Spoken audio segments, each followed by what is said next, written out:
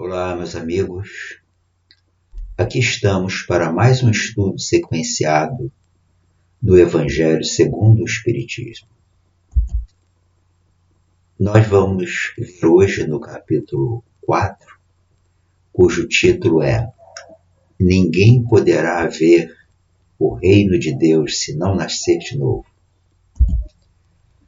A questão da ressurreição e reencarnação.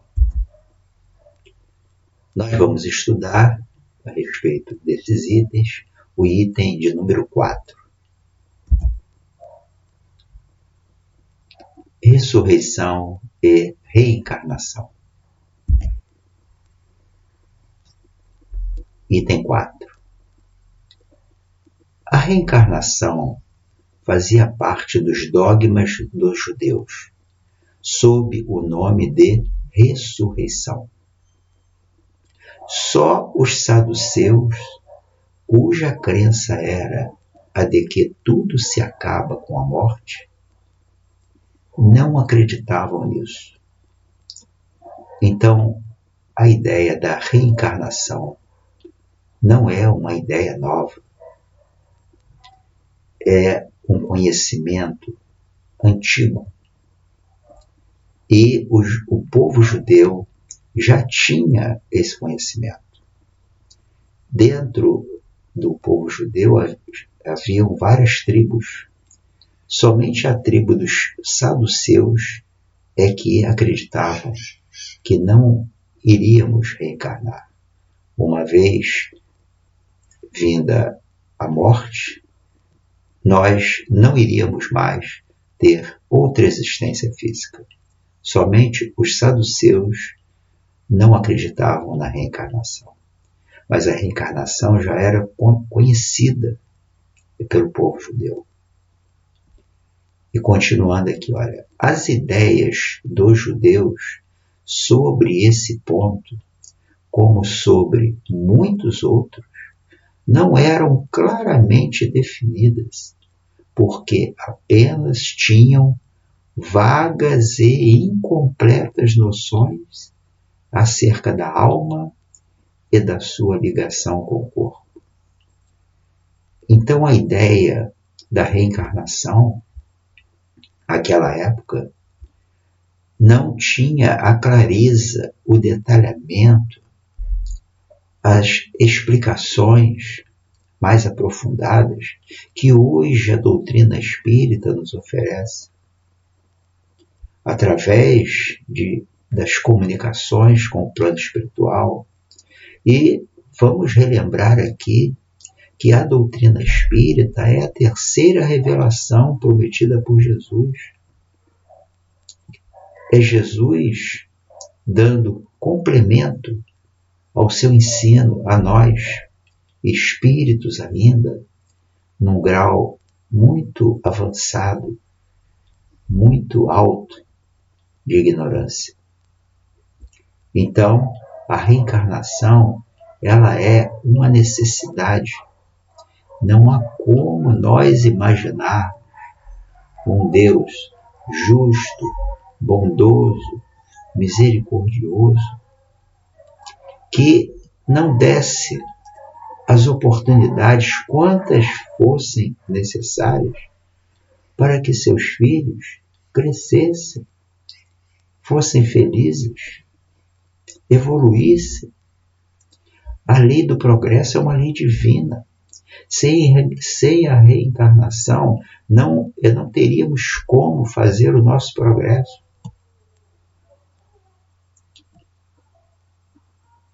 E continuando aqui, olha, criam eles que um homem que vivera podia reviver sem saberem precisamente de que maneira o fato poderia dar-se.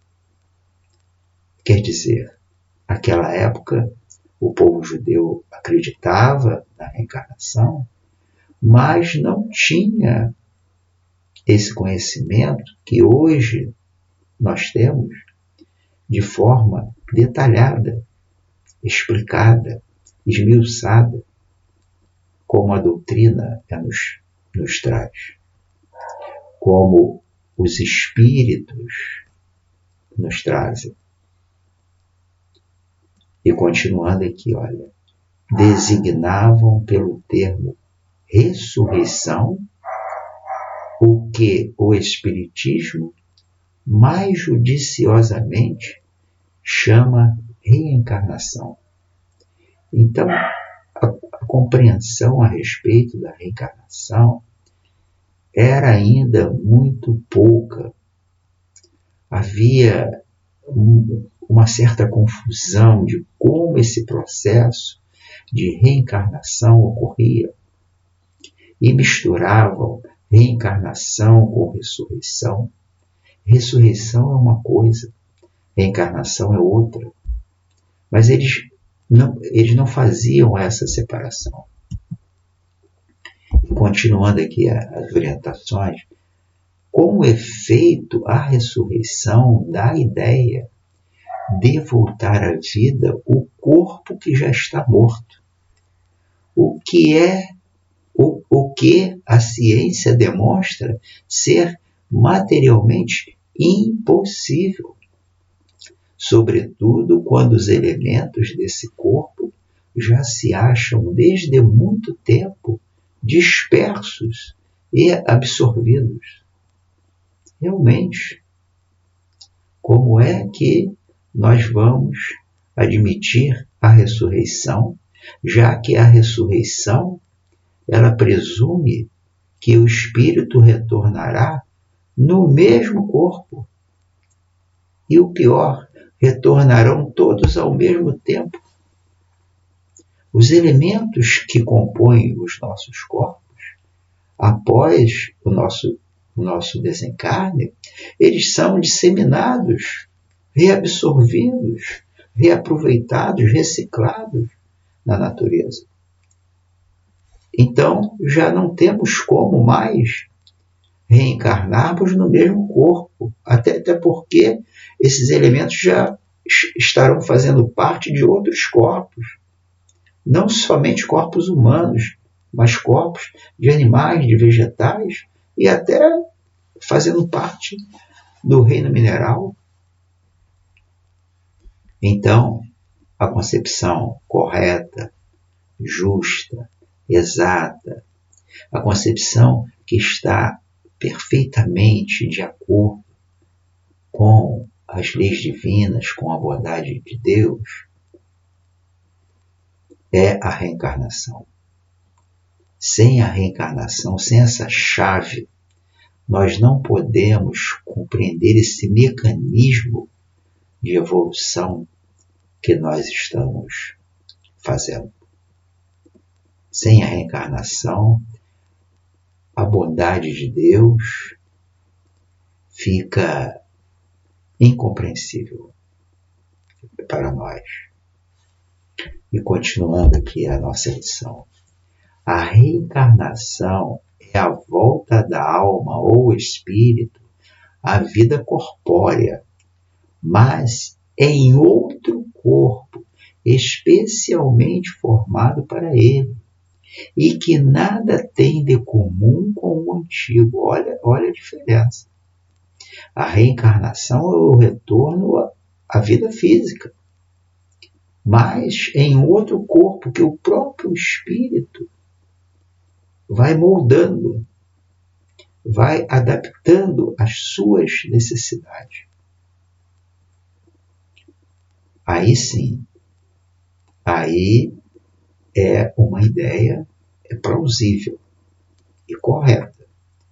Mas a ressurreição, realmente, cientificamente, logicamente, é algo impensável.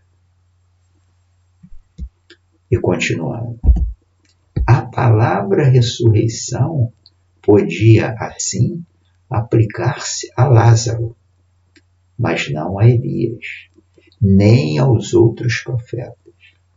Realmente, no caso de Lázaro, quando a filha de Lázaro foi em busca de Jesus para relatar a morte de seu pai, Jesus disse: Lázaro dorme, ele não está morto, ele dorme. E Jesus foi até o túmulo de Lázaro e mandou que retirassem a pedra e disse para que Lázaro saísse. E quando Jesus ele disse essas palavras, ele lançou na direção de Lázaro a cura, a energia que tirou ele desse processo em que ele estava, que não era a morte, era como se ele estivesse numa hibernação. Ele estava ali com a vida suspensa, mas não a vida encerrada através da morte. E ele ordena a Lázaro que saísse. E essa ordenação foi com uma energia que tirou Lázaro desse estado em que ele estava. E Lázaro desperta e sai andando do seu túmulo. E para muitos isso foi visto como algo milagroso. Alguém que tinha morrido fisicamente foi ressuscitado.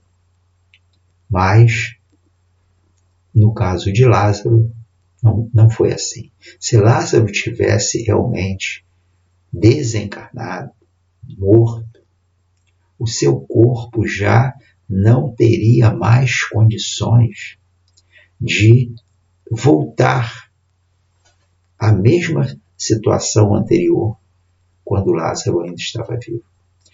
Porque após a morte, o corpo imediatamente ele entra num estado de decomposição. E aí então não há como refazer este corpo para que ele habite, para que o espírito o habite. Então, no caso de Lázaro, poderíamos classificar como uma ressurreição. Mas hoje sabemos que há doenças que provocam esse estado de morte aparente. E já tivemos casos aqui de pessoas que passaram por essa situação. E continuando. Se, portanto, segundo a crença deles, João Batista era Elias, o corpo de João não podia ser o de Elias, pois que João fora visto criança, e seus pais eram conhecidos. João, pois, podia ser Elias, reencarnado, porém não ressuscitado. João Batista era a reencarnação de Elias, mas reencarnado em outro corpo. Tanto que havia essa conexão entre a vida de Elias e a vida de João Batista.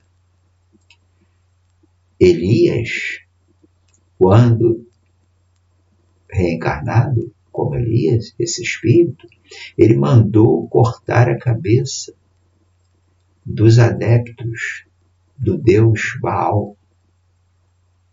Mandou que as cabeças de todos eles fossem cortadas. E quando ele reencarna como João Batista, aí vem a lei divina, infalível, inexorável. E João, que tinha sido Elias, passa pela mesma situação a que fez passar aqueles adoradores do deus Baal. Então, João era a reencarnação de Elias, mas reencarnado em outro corpo. Até porque, como diz aqui, João fora visto criança e seus pais eram conhecidos. João, pois, podia ser Elias reencarnado, porém não ressuscitado. E aqui fechamos mais um estudo do nosso Evangelho segundo o Espiritismo. Qualquer dúvida, qualquer discussão acerca de algum ponto, entrem em contato através do canal no YouTube para que possamos trocar informações. Nenhum de nós é perfeito e eu, como todos nós, cometo muitos erros. Então, se houver algum detalhe que me tenha escapado ou alguma palavra que não tenha sido bem encaixada no nosso estudo, eu peço que me avisem para que eu possa fazer as correções necessárias. Muita paz e aguardo vocês.